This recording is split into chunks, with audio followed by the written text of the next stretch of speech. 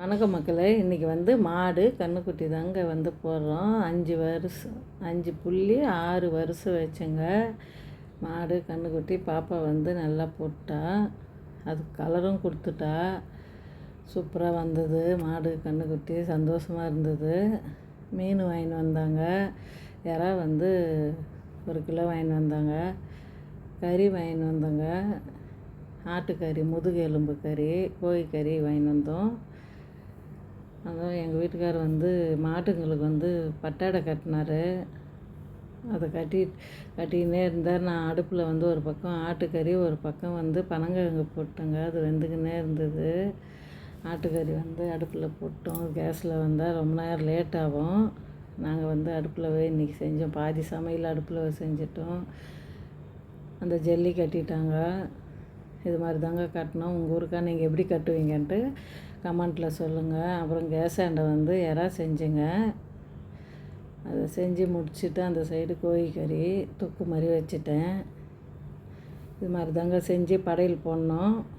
நீங்கள் எப்படி படையல் போடுவீங்கன்ட்டு கமெண்ட் பாக்ஸ் சொல்லுங்கள்.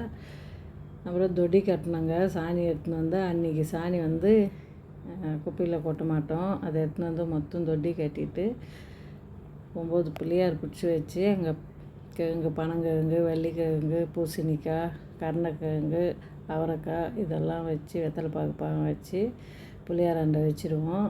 1:30 மணிக்கு மேலே தாங்க பொங்கல் வைக்க ஆரம்பித்தோம். காற்று சரியான காற்று அடிக்குது. பொங்கல் வச்சிட்டோம். காற்றுல வரட்டி கறிக்கு தான் போகுது, பொங்கல் வரமாட்டேன்து. அது ஒரு பெரிய சவாலாகவே போச்சு. அப்புறம் பொங்கல் வந்து வச்சுட்டு எங்கள் ஊரில் வந்து அந்த பருப்பு கூட்டு கூட வந்து வட்டியில் தாங்க வைக்கணும். அப்படி இப்படி ரெண்டும் வச்சு இறக்குறக்குள்ளே சரியாக போச்சு. அந்த சைடு பனங்கிழங்கு வெந்துடுச்சு. பனங்கிழங்கு வெந்தது. மாவு வந்து உண்டைக்கு ஆவி கட்டி அடுப்பு மேலேயே வச்சுட்டேன். அதை இறக்கி அவர் கையில் கொடுத்துட்டேன். அவர் வந்து உண்டை பிடிச்சின்னு இருந்தார். பொங்கல் வந்துடுச்சுங்க. உண்டையும் வெந்துடுச்சு.